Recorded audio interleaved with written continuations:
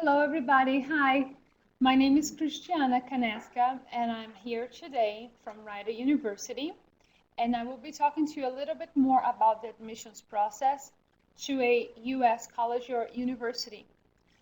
Before I start, I'd like to ask you, are you thinking about studying at the graduate level or undergraduate level in the U.S.? Do you know? Graduate? Graduate?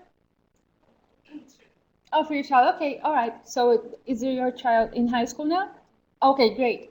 The presentation today will be for both levels, undergraduate and graduate. So today I plan to give you an overview of what people like me are looking for when you look at your applications. Many students apply, as you know, to study in the United States every year. And depending on the school, we are going to be looking for different things. Overall, we're looking for the same type of document, but some schools will differ, and I'll talk to you about that today. If you have any questions, please feel free to ask, okay? The first thing we're going to look at is choosing the school that's right for you. This is the first step and one of the most important. A lot of students, when they talk to me, they think about, I want to go to Harvard, or I want to go to Yale, to MIT, thinking it's the right school for them. And that may not be the case. When you're choosing a school, you should consider a few different things. The first one is, what do you really want to study? Something more theoretical or something that's more applied? Do you want to work like a hands-on program or more theory? What kind of environment are you looking for? An environment that's more collaborative or more competitive, where students are competing with one another or students are helping one another? Do you prefer to be in a place kind of like Korea where you have different seasons, or a place where it's warm all the time? What kind of weather are you looking for? Do you want to be at a large institution, a small, medium size? What would be the right fit for you in terms of the size of the institution? And do you want to be next to other Koreans, or do you want to be in a place where there aren't that many Koreans? So those are the things that you should consider when you're choosing a school. Don't go just by the name, don't go just by the ranking, because those things can be very deceiving. There are many schools in the US, over 4,000, and I know it's difficult to choose the right one. So these are some starting points for you, things that you should consider when you're choosing a school. Now, when you found the right school or schools that you think would be a good fit for you, then you can start the application process.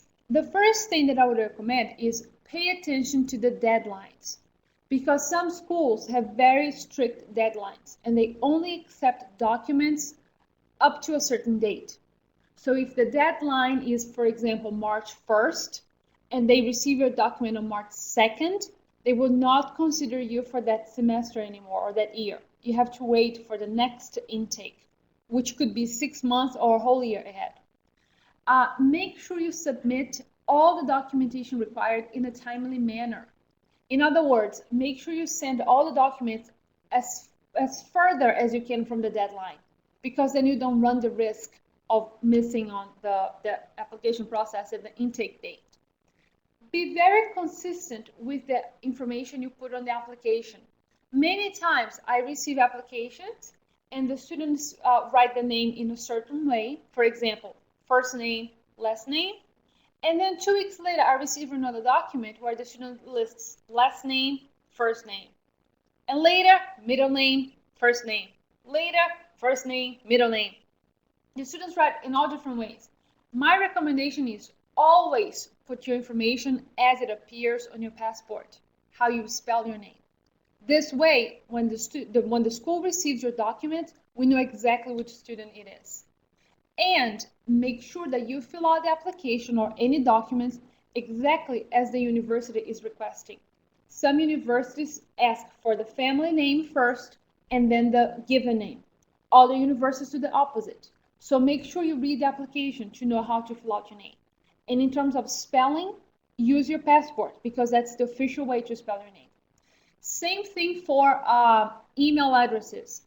Be consistent. Use the same email address all the time. Because if for whatever reason we cannot read your name, we can find your information through the email address. It's really important for us. What I would recommend too is check your email address all the time once you submit an application, because universities, more than ever, they are communicating with the student very often. And the way that we do that, for the most part, is through email. So check your email every day, or at least every other day, and check the junk mailbox, just in case the email went to your junk mailbox. That's a more common way for the universities to communicate with the students, much more than paper. We don't mail stuff anymore. We send everything through email.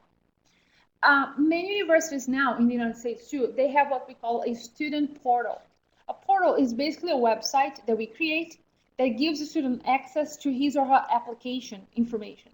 So once you fill out the application, you submit it, we create a student portal for you, and you can check information through the portal. Most schools in the US already have that. We send you information through email, what your password is, what your ID is, so you can log in and start checking your information. So my recommendation is, once you submit an application and you get information about the portal, keep checking it, because every time we receive a document, we update the portal and you can see that a document was received.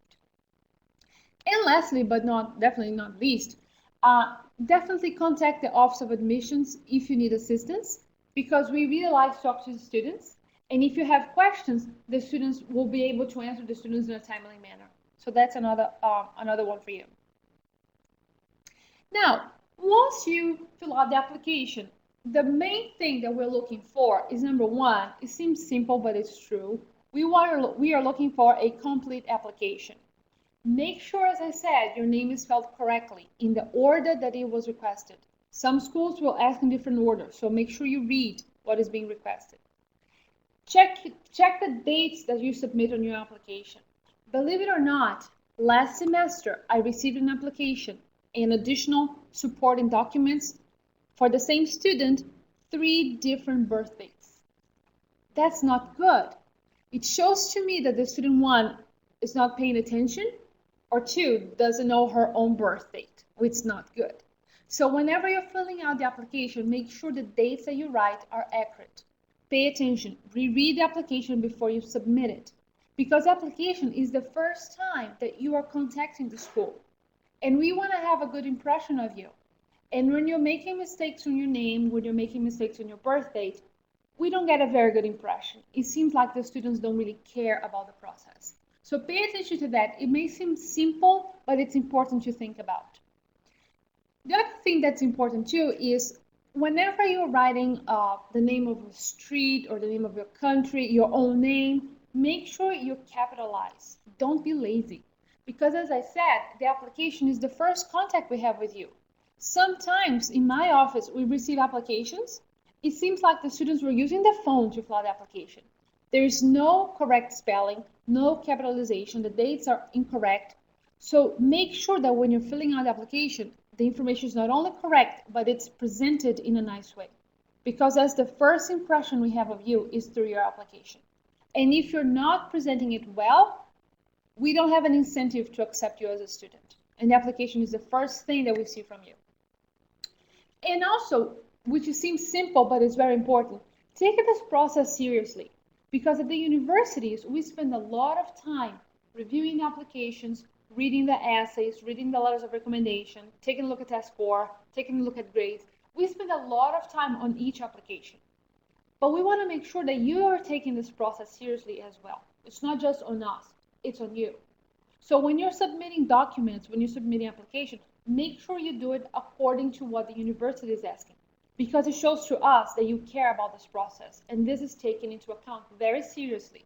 So don't be lazy. Don't say, oh, it's okay, it doesn't matter. It does matter. We do take that into account. So filling out a complete application is the first step to showing to the university at any level, undergraduate or graduate, that you care, that you're really interested in going to that school. Now, after you fill out the application, many times you have to write your essay. The essay is important for us because it reveals who you are. It's a way for us to know the students before the students come to the campus. So whenever you're writing a personal statement, a statement of aims and objectives, whatever you want to call it, make sure you reveal yourself and you tell us a little bit about you. We want to hear from you, not from a famous philosopher, not from another person. We want to hear your thoughts. And for that, you should be concise. Every school is going to give you some topics to write about, or at least a topic. And if you're not really sure at the graduate level what to write about, feel free to ask the school for guidance. It's okay to write the university and say, I know I have to write a statement of aims and objectives. Can you give me some information about what kind of information you want to see in this essay? It's okay to contact them if you're not sure. At the undergraduate level, for the most part, the schools will give you topics and you choose one of those topics. Either way, make sure that whatever guidance they give you, you are concise. Because this is our way, when you're reading the essay, to see that you can organize your thoughts clearly and you can express your message, especially at the graduate level. That's really important for us to make sure that you know how to write, not only about grammar, but more importantly, that what you're thinking makes sense when you put it on paper. So that's really important for us. And it happens many, many times. Students say, I work for Rider University, and they say, I'd love to attend University of Pennsylvania's College of Business. And I'm like, what? You're sending this essay to the wrong school. That is a big no. It's a very bad impression that the schools have on you if you're not even paying attention to the name of the university on the essay. Make sure you proofread before you send it. Read it many times, and if you have a faculty member or a friend who speaks English really well, have somebody else read it for you, not write, read it for you. Because many times when you read something many times, you don't realize the mistake that you're making. Make sure the name of the school is correct. You don't have to list the name of the school. It's optional. But if you do it right. And very, very importantly, do not plagiarize. It's a big problem in the United States. If you write an essay and you use somebody else's words and you pretend they're yours, don't do that. If you want to quote a famous person, it's okay. But put it between quotation marks and say who said it. You can say, according to Christiana, blah, blah, blah, blah, blah. Then you say what you want to say. But don't say my words and pretend they're yours. Because if you do that, many schools will not accept you anymore. And for us, in admission offices, it's very easy to Google things nowadays. So if we look many times, I read essays, one paragraph is perfect English, very long words, sophisticated words. And the rest is very simple, full of mistakes. Something is not right. So when I Google one paragraph, I see that somebody else said that. It's very bad for the student. Do not do that. It's a big mistake. When you're studying and even when you're applying, especially when you're applying, because it's your first contact with the school. And if you're already doing this when you're applying, what are you going to do after you're accepted? So we don't want that to happen, okay? Now, some schools, most schools will also require some kind of test score. Maybe the SAT, if you're applying for undergraduate, maybe the TOEFL, very likely for any level, the GMAT if you're applying for business, and other tests as well. It depends on the school. First of all, you should know which tests are being requested, because many students, 1 week before, 2 weeks before class start, they say, oh, I didn't know I had to provide a TOEFL score. At that point, it's too late. So whatever school that you're applying for, make sure you know what tests they're requesting and be prepared for the test. Sometimes the tests are not difficult. They just require preparation. You just have to practice before you take it to be successful. So know what's being requested so you can prepare in advance. Check again for deadlines, because some schools are very strict. They only accept the test by a certain date. And if you take it after, it's too bad, you're not going to get in. So know in advance. Each school has a different requirement. In the United States, the schools are very independent. So what I request is not the same for another university that's only 20 minutes from my campus. Each school is going to request something different. So take a look at each school individually. Also, you should check for the minimums required. Again, each school is going to be different. I require TOEFL 80. Some schools require 99, other schools require 61. It depends on the school. And very importantly, especially at the graduate level, if you're applying for a school that requires a GMAT or the GRE or any other test, do not try to negotiate. Don't tell the admissions officer, I got a low score, but I have work experience. Would that be okay? Can I use that instead? If we're telling you the minimum requirement is X, whatever the number is, that's the minimum requirement. Don't try to negotiate with the school because, again, it doesn't look good on you. If the student is trying to negotiate before he or she even gets to the school, what can I expect if they're accepted? They're going to try to negotiate every grade they get. So don't do that. If the school tells the minimum is 80, the minimum is 80. Study for the test and get at least 80, okay? And some schools will require official copies of the tests. All the schools will accept photocopies or scanned copies of the test. Again, it depends on the school. Some of them are very strict, and for a test center to send the official scores to them, it can take 2 weeks, it can take 3 weeks, depending on the test. So again, think about the deadlines, because if the deadline is 2 weeks from now, and it takes the testing center 3 weeks, I missed the deadline. So I have to plan ahead. If you're planning to begin in September of any year, I would highly recommend start doing your research in October or earlier of the previous year, of course, because then you have enough time to prepare for the tests, to know what the deadlines are, and even improve your grades if you need to get a better GPA. Okay, so the sooner you start the process, the better it is for you. Now, letters of recommendation are not always required. Sometimes they are, sometimes they're not, depending on the program. Again, check with the school because each school is going to be different. The first thing to think about is make sure you follow the requirements on the application. Who should send the letter and how the letter should be sent. It's very important because some schools are a little bit more strict and they want a letter from a faculty member, or they want a letter from an employer, or a letter from a teacher in high school. It depends on the school. So the application will indicate who this letter should come from. And also many times they have a form that the person just fills out. Sometimes they say they can write whatever they want and just submit it to us.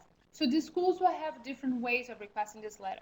Make sure you understand what's being said. And if you don't, it's okay to contact the admissions officer and ask for clarification. There's no problem doing that. You can contact them as many times as you want. There is no problem. It's not going to hurt your chances of being accepted. The recommendation letter is important for us in the Office of Admissions because it's a nice way for us to hear from somebody else about you. When you write your essay, those are your own words talking to us, which is good. We want to hear that. But it's also important to get recommendation from somebody else too, because sometimes people don't really say nice things about the students. So it's important to choose carefully who you select to write that letter for you. Sometimes we have high school counselors who say, he's a very good student, but he doesn't pay attention to class, he doesn't come to class, he doesn't do his homework. So it makes us question if we should accept the student or not. So especially at the graduate level, but also at the undergraduate level, make sure that whoever you are asking to write a letter of recommendation is somebody who you trust, somebody who you know is going to say nice things about you, if those things are true. You don't want somebody to lie either. But the point is, be very careful because we take into consideration letters of recommendation. We think it's something important. It's another way for us to hear from you. So it's important as well. And it seems very obvious, but sometimes it's not. Do not write the letter yourself. Somebody else needs to write this letter for you on your behalf and telling us about you. Sometimes we see in my office, we see students, clearly the student wrote the letter because he sent 4 letters exactly the same way signed by different people. You don't want that to happen. If the school that you're applying for is asking for 3 letters of recommendation, make sure you choose 3 different people, as it's impossible that they're all going to write the same letter. So the letters will look different and they will say different things about you. But it's your job to choose very carefully who is writing this letter for you. because the schools do take that into account. Now, any additional information that may be required by the school, of course, it depends on the school, because some schools will have different requirements. At the undergraduate level, if they're coming for a bachelor's degree, sometimes the school may ask for a list of extracurricular activities, any awards, any sports, any clubs. It will depend on the school. That will be listed on the application, what additional documents are required. Some schools are very strict and they say, do not send any additional requirements. All we need are high school transcripts and test scores. So it will depend on the school. You have to take a look and see what that particular school is requesting. If you're looking for a graduate program, very likely they will ask for a resume, so you can start preparing your own. They'll ask if you have work experience and to provide any proof. They'll ask for a writing sample, depending on the program that you're looking for. So each school, we have different requirements. Just make sure you select and you prepare these documents carefully. So when you are sending these documents, it's the best representation of you that the school can get, because that's what we're looking at. Unfortunately, we cannot meet all the students face to face. So these documents and the application is what we have to make a decision. The goal for us in the Office of Admissions is really to get an overall picture of the student and see if the student's profile fits the school's profile, what we're looking for. So sometimes it's not the student with the highest GPA who gets in. Of course, good grades help, but we're looking for an overall picture of the student. Because really when you're choosing a school, you're choosing the right fit for you, a campus that you like to be in, and we're choosing the students who we think will be a good fit for the students that we have on campus. So it's a combination of both. And the application process and really all these additional documents, they help us create this picture of the student. And if it matches, then we invite the student to join us on campus. Whenever you're sending documents, whenever you're writing something, make sure that you don't exaggerate. Don't tell us that you received 5 awards when you really didn't. But if you received an award, you don't have to hide it from us. If there is enough information in the application or enough space that you can talk about those things, go ahead and talk about those things. They can help you. But we definitely don't want to hear any lies. So don't exaggerate, but you don't have to hide information about you. Okay? So those are things that you should think about when you're filling out the application. And these are the main takeaways, something to think about today. You should take responsibility for this process. After all, you are applying to graduate school or undergraduate programs, not me, not admissions office. So this is your to take responsibility. You should check the student portal. As I mentioned before, most schools have a portal nowadays, and it's fairly easy for you to have access to it. And every time when you get a new document, we update the information and it shows in the portal. So if you submitted the TOEFL scores, you don't have to email us every other day asking if you received it. That information will be on the portal. If you do have a question, however, about the essay before you submit it, feel free to email us as many times as you need, okay? It's your responsibility to understand what's being requested.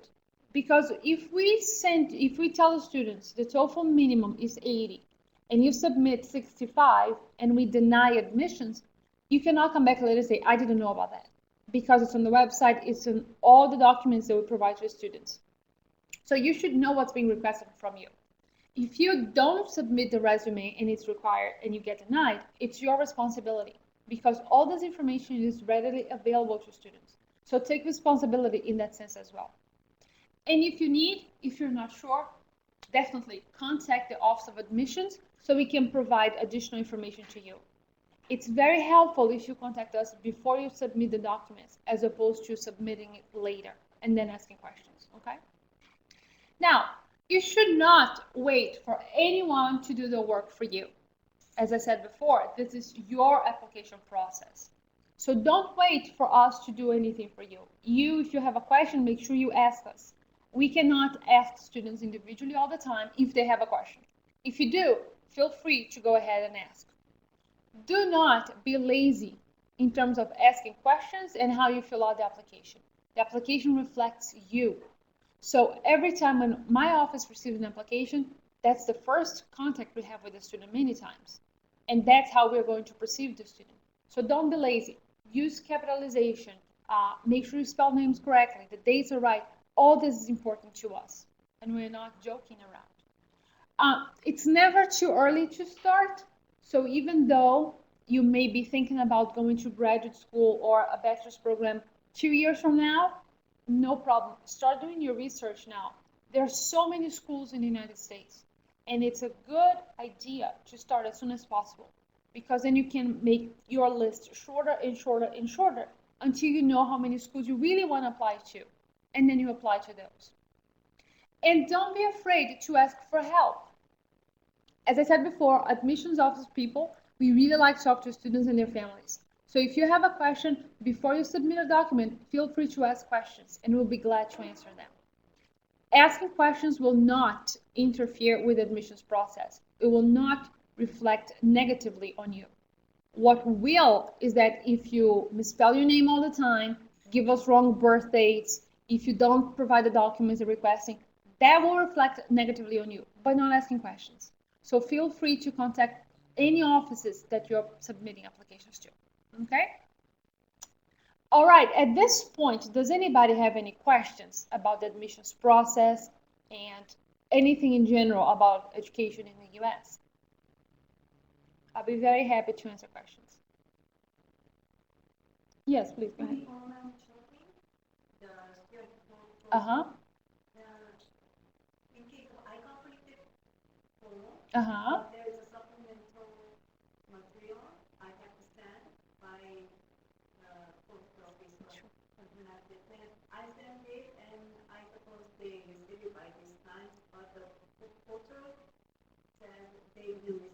Uh-huh. Then I wait 1 or 2 days, and it doesn't come up.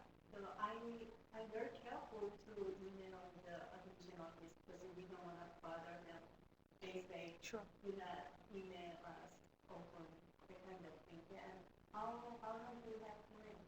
Excellent question. Did everybody hear the question? If you submit the documents but they don't reflect on the portal, how long should you wait to contact them? My recommendation, again, many schools will be a little different. Overall, admission officers, they like to hear from the students. But it could be a school that's more limited in terms of staff. It takes them a little longer. However, what I would recommend, for what I tell my students when they come to write it is, if you send the documents, you have the tracking number, for example, you know it should have been delivered by now. It's not showing on the portal. Maybe wait 1 or 2 days. Definitely email the school. Because what happens is, schools like Ryder, we receive around 9,000 applications every year. So when we get applications from the United States, from all over the US and the world, we start to distribute the documents through the right staff so they can enter that information in our system. It could take more than 2 days because of the number of documents that we receive to update the information in the system. And the system that the portal is built on takes another 24 hours to update. So many times the students will call or actually email, and I can tell them, yes, we got it, but it's not showing the portal yet because the portal itself takes 24 hours to update. So what I would suggest is, if you know it should be there by now, but the portal is not updated, wait 1 or 2 days.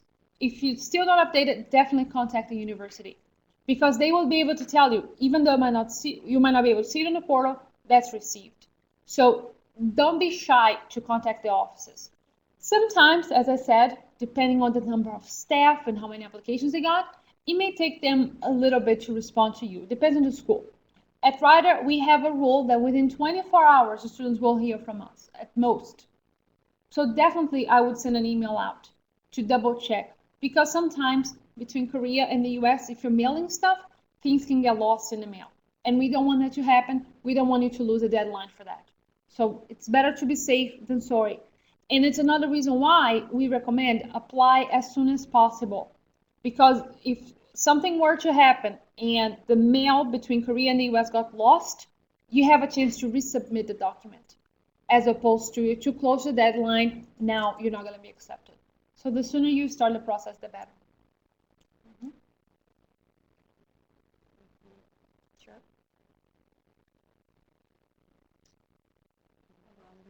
Oh, please go ahead.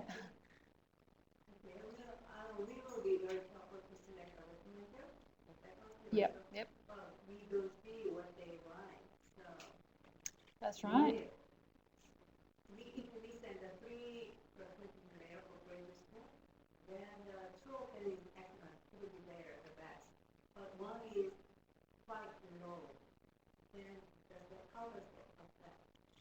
That's an interesting question. What if you submit 3 letters of recommendation? 2 are very good and one's not so good. With my experience working with admissions for many, many years, to be frank, I don't see that very often where they are very different in level. One saying she's a great student and one she's a terrible student. So they're going to be, either they're all going to be average or they're all going to be good or mostly all bad. But that is why it's so crucial to choose somebody to write a letter, somebody that you trust. You're not going to write the letter yourself, but you're going to select a professor that you did well on his or her class, not the one that you got a C or a D, because probably they're going to say that you're not the best student in the class. When we're taking a look at letters of recommendations, we definitely take a look at all of them very carefully. And my experience has been that we don't really see that discrepancy very often. If it were to happen, and it can be the case, we contact the counselor or the faculty member to get additional information. All of them list their contact information in the letters, and it's not uncommon, especially at the undergraduate level, for us to contact the counselor and say, can you please clarify? Can you please give us more detail? So we know exactly what happened to the student. Many times, students have, for that particular year or class, they had a personal problems in their lives that affected how they did in class. We take that into account as well. We're all human beings, we know things happen. And that's why if the letter is too different from the rest or too negative, we contact the faculty member or the counselor to see if something happened that year. If it did, we take into account. If they say, nope, he was just a bad student, then we take that into consideration. And when you're applying for a graduate program, all schools in the US, the faculty or the committee of admissions, including faculty members, they'll make a decision. And faculties, they really like to hear from another faculty member, they'll take that into account. At the undergraduate level, most of the time, admission officers make the final decision. And we contact the high school counselor to find out what happened. But definitely, again, I hate to say, but it depends on the school. Some schools may weigh that more than others because the schools are very independent from one another, so they have their own policies in place.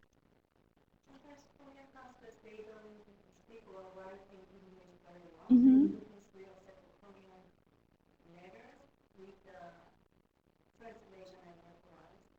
We will, yes, that's possible, yes, yeah, and we use that.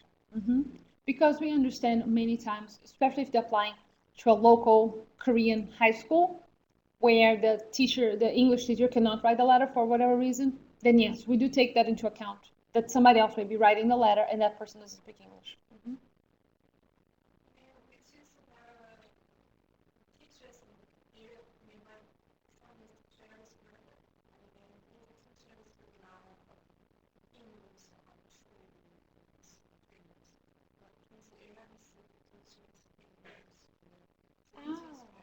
Excellent question.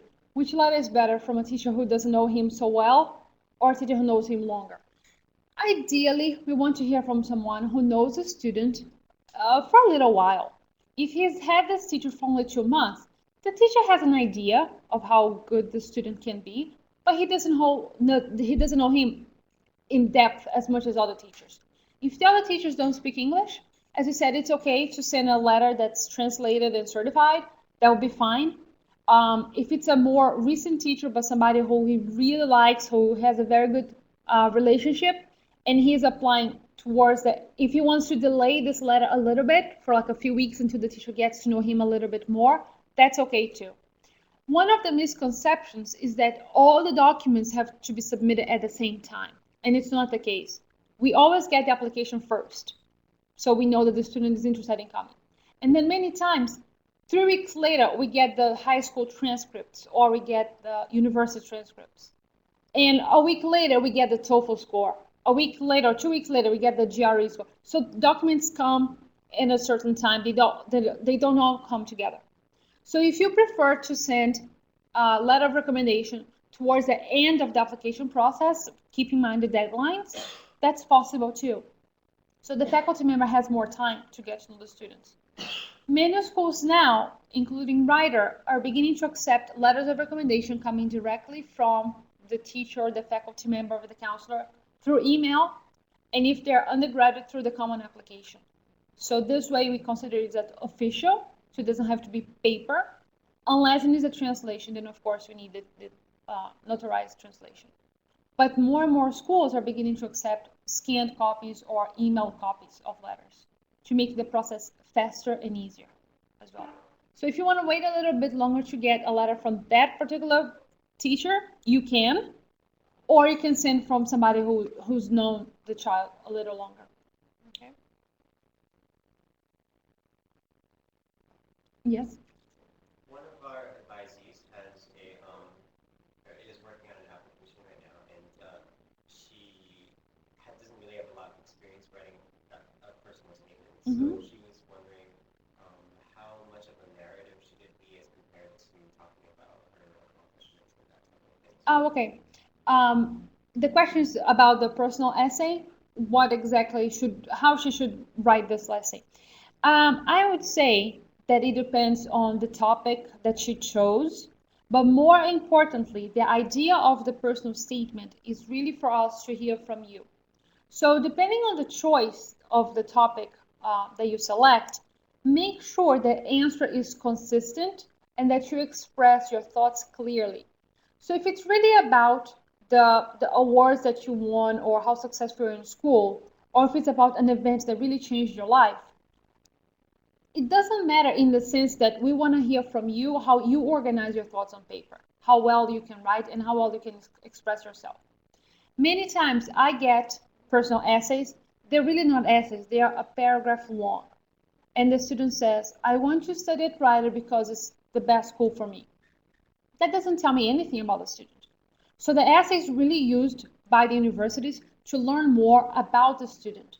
So if you choose to write about something that happened to you or how accomplished you are in school, either topic is fine for us, as long as you can clearly convey your message and explain in an intelligent way what it is that you're trying to say.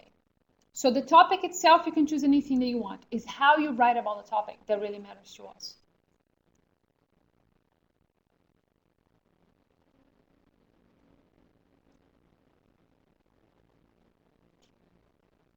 Yes. Mm-hmm.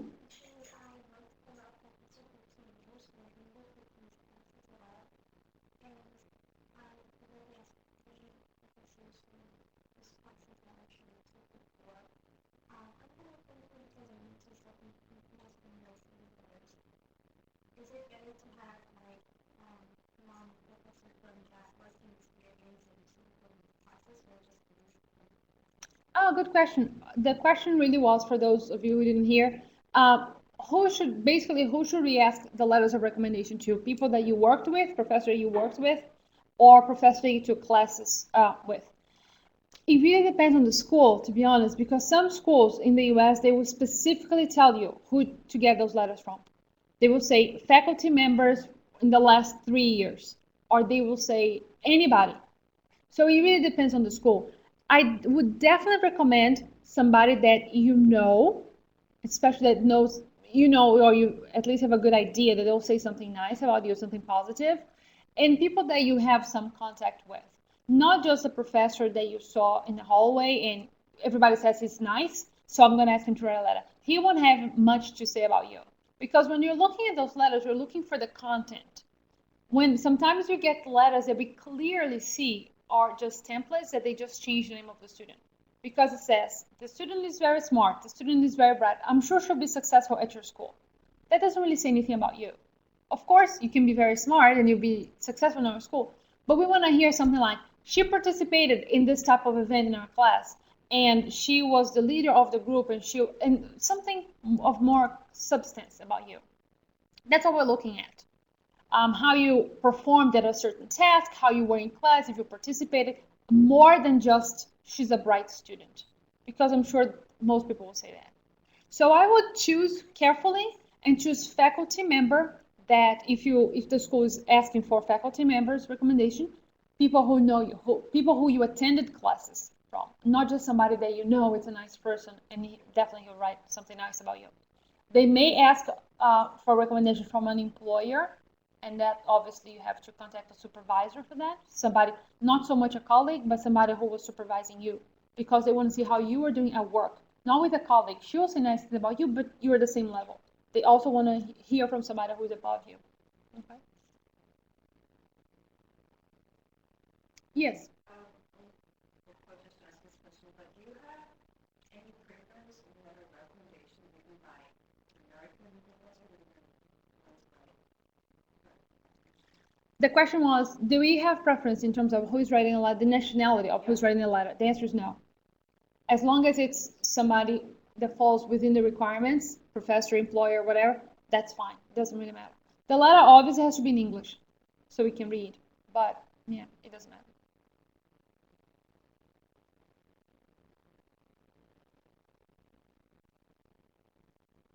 Any other questions?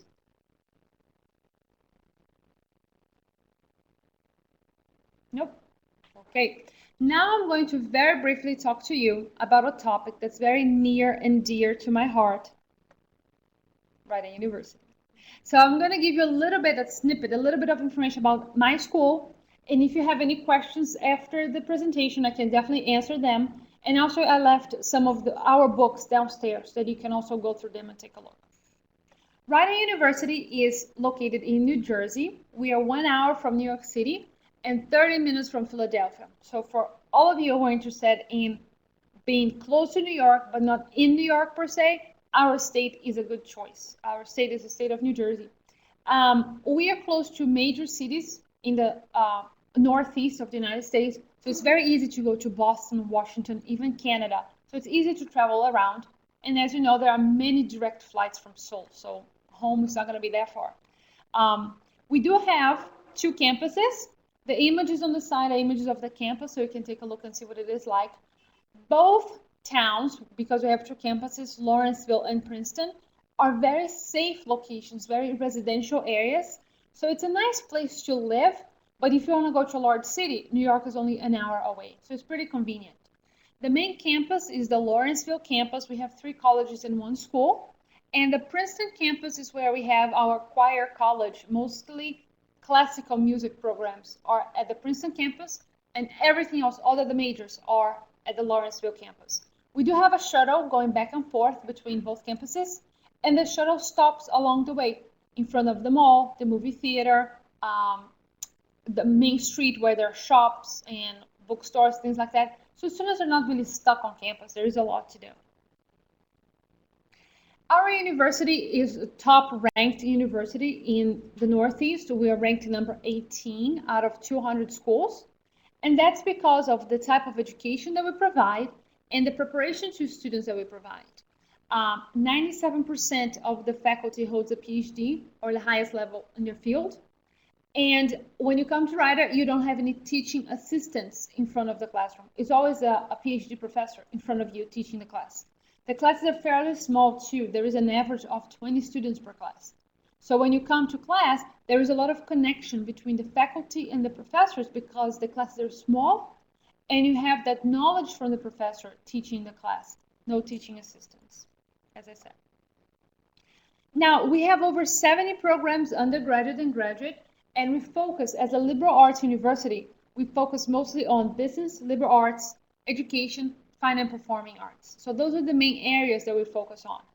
And we do have an ESL program on campus. For students who need to improve their English a little bit before they matriculate, they start a degree, we have an ESL program on campus. And again, for all the programs, a small class size so the professor can really connect with the student. And the way that this translates so well is the type of internship that the students get. We offer over 1,000 internships to students over the year. And those are some of the companies where the students are getting their internships. So regardless of the major that you're coming from, there is an opportunity for internship, be it at the graduate level or undergraduate level. We want students to get their professional careers ready as soon as they come to the campus. So we have many opportunities for students to develop professionally. On campus, we offer, for example, workshops about writing a resume, dressing for an interview. Even the interview is conducted on campus. These companies come to the campus to meet the students and interview them. So there is a lot of focus on that. And for students who are interested in sciences, we have excellent opportunities for research. with the faculty member, getting their hands, so to speak, dirty, doing the research with the faculty member. So that's also an opportunity for them. Now, besides the small class size, we have a lot of personalized advising. Every semester, undergraduate or graduate level, students meet with an academic advisor one-on-one to choose the class that they're going to register for. Students have somebody walking with them throughout the whole process. 4 years undergrad, 2 years grad. So there's always somebody with you the whole time. And we also have, here's a small list, but multiple offices on campus to help the students. The career services, as I said, they help you with employment. They bring those employers to the campus to interview the students. We also have the Student Success Center, which is basically an office that helps students when they need additional academic support. So if the students need, they're confused about homework or they don't understand certain theories, they go to the Success Center and somebody one-on-one is going to work with the student to help explain. So there is always a lot of people and staff working together with the student to make sure the students are successful when they finish their program. We also have the Center for International Education. That's basically the office that works with immigration. So when the students are coming to the US, they come on a visa, and there's a staff, there's an office just for that to help students through the process, so they're not confused. Student life is also very active. We have more than 150 clubs on campus. Some of those clubs are for graduate students, some are for undergraduate students. The graduate students, they have more of a professional development focus on it. So we have guest speakers come and talk to the students, give them different hints about things to do professionally. And at the undergraduate level, it's more like a hobby. So we have clubs about religion, about sports, majors, arts, languages, all kinds of things. We organize trips on campus and off campus. There are many events over the weekends and even weeknights. And also we organize trips like a Broadway show, Statue of Liberty, Washington, D.C., skiing, ice skating, all kinds of things. So students get very involved. The students who are coming to Rider, they have a very dynamic, very active student life. Besides going to school, of course, and doing the internship or research, they also have a chance to experience different things. The student life is very complete. 95% of the students come from the United States. So when the students come, it's a true American experience because the vast majority is still from the US. And they come from over 40 different states, not only New Jersey. So you meet people from all over the US, and you also have a chance to meet international students coming from 70 different countries. So it's a very diverse student body. We do have housing on campus. For students who want to live on campus, we have that option. And there is a very good meal plan included. So students don't really have to cook when they come to the campus. We do have wireless internet throughout the campus as well. So it's very easy to access the internet anywhere you are. And you also get, if you live on campus, free laundry, free access to laundry services. So you can wash your clothes for free. So it's very convenient for students to be on campus if they're interested in doing that. Now, for students who are planning on applying, the admissions process is very simple.